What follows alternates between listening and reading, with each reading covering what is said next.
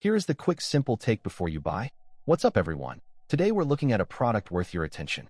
Before you click buy, here is the quick buyer-friendly breakdown of the Tech Gadget. I am focusing on practical value, what it does, why buyers may like it, and the main thing to verify before ordering. The first thing that stands out is the feature set.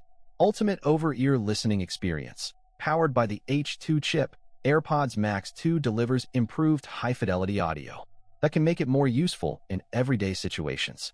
Tune out the noise. Up to 1.5x more active noise cancellation than the previous generation, fully immersing you in.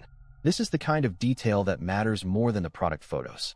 Personalized spatial audio, with sound tuned to your unique ear shape and dynamic head tracking, AirPods Max 2.